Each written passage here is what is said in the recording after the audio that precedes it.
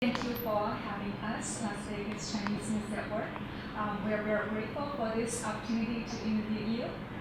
So my first question would be, what's a typical day like for you as a president of a large hotel property? Well, thank you, and I want to welcome you guys. It's important that you're here today for us so that we can get our message out about our interest in the Asian community. And so we thank you for the opportunity. Typical day for me is, it's a longer day. Let's say that. I get up in the morning and I'm a family man. I have small kids, and so I get to take my kids to school. But when I do get here, we have a lot of different businesses all under one roof. So I have a large team of executives that have specific skills that they work under, hotel and casino and food and beverage. And so, I spend most of my day seeing what they're doing, making sure that I set the right direction for the property and to make sure that they have all the resources they need to be successful. I know that you graduated from UNLV with a degree in hotel administration in the 90s. I did. So were you raised here in Las Vegas? Where did you grow up? Well, I actually was in the mountains, so I was in Alaska, believe it or not, in Colorado. But I got involved in the hospitality business early in college. I worked at a Hilton. I love the hospitality industry. And so after that, I decided I would move here just to go to UNLV. Very prestigious hotel school, and so I was fortunate enough to get my degree at UNLV Hotel School, and then I went to work for Steve Wynn, and I worked for Steve Wynn for about 12 years. What was your childhood dream? Have you always envisioned yourself, running a large casino hotel project? No. I wanted to be a ski bum. I wanted to be a ski racer when I was a kid. So I didn't end up achieving that. Maybe in my retirement I'll run a ski lodge or something like that. So, Mr. Kreeger, you were born in September, so you are Yes, Virgo. I am. So, Virgo's got a special reputation. So I'll let you tell me what that is. what's your leadership style like? Yeah. Are you more like a helicopter boss or more laissez-faire? And what would your employees say about you? Well, I think that as you grow in your career, you change. And I think as you do different things in your career, you change. You go from being very task-oriented to being very strategic in your career. So as I grow in my career, I shed more and more of that day-to-day task orientation that got me to where I am today, and I focus more and more on strategy setting and empowering people.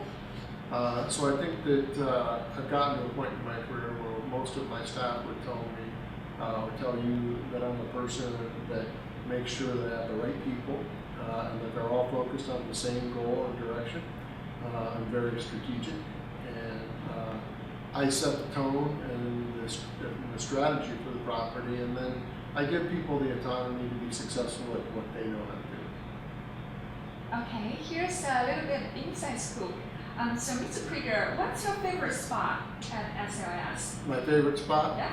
Well, I think Bazaar Meat unquestionably is my favorite spot, but I have quite a few favorite spots. It is an absolutely wonderful hotel. And so, I'm still actually a year in discovering new spots that I find that are, appealing to me. So it kind of depends on the mood. Looking back, do you think it would be a lot easier for you to have a clean slate to start with? I guess what I'm trying to get at is that what is it that defines you as more like doctor than the architect type of executive? Well, interestingly enough, I've done both. So I've sat at the blueprint table and conceptualized several projects.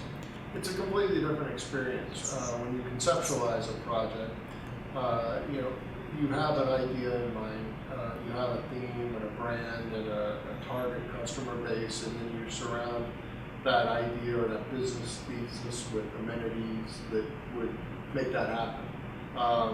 The difference between what I do now and what I do, a fresh start or a new startup property is that you're kind of coming in to an operation that someone's already done that, and you have to kind of determine what were the good things that were achieved and what were the things that needed to be adjusted to be financially successful.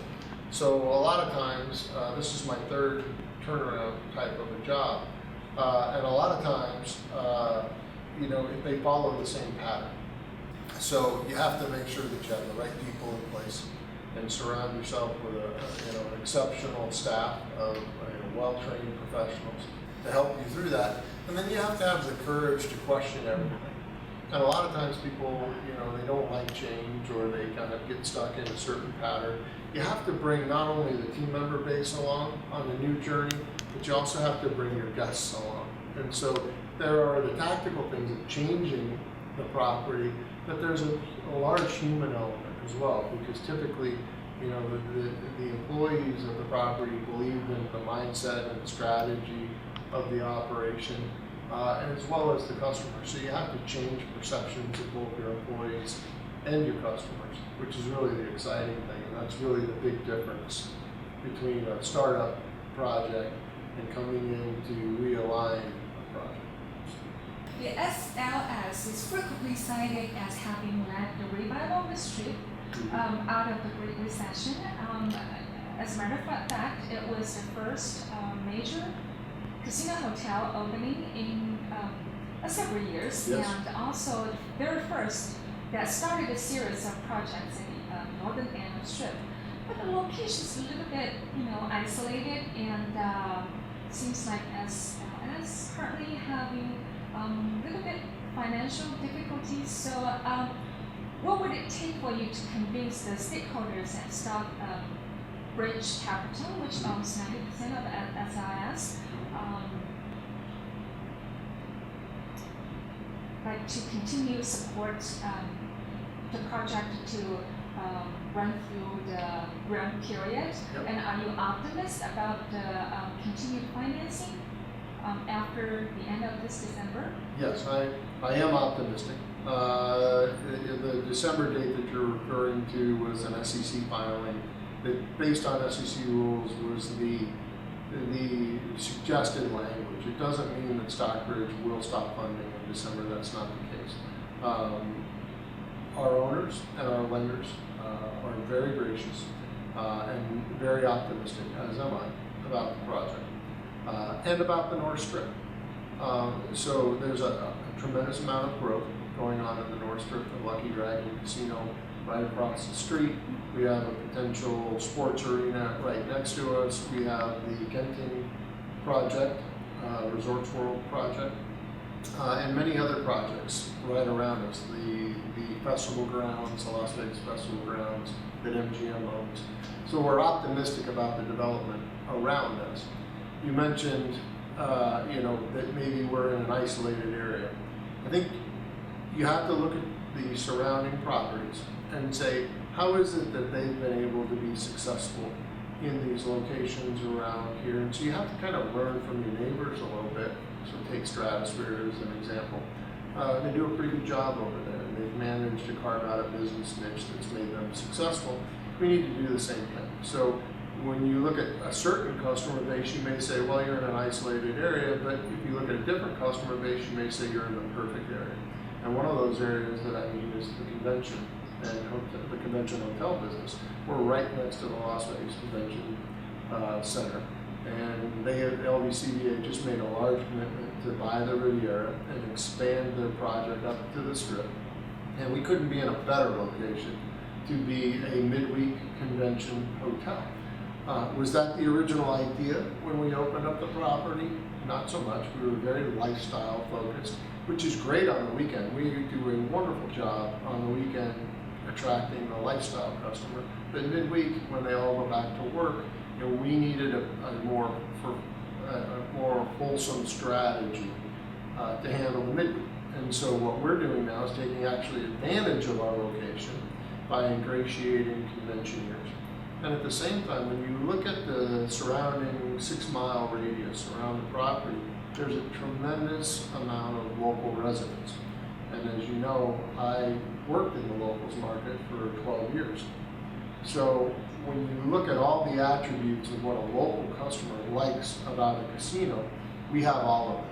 So when you look at the location in the context of local gaming, it's a phenomenal property. It's a phenomenal location. We're sandwiched between Samstown and Boulder Station on one side, Powell Station, Sun Coast, and the Gold Coast on the other. And there's a tremendous amount of Las Vegas locals that we think, will come to this property, enjoy the amenities we have, and we've set out as one of our key strategies to attract those people.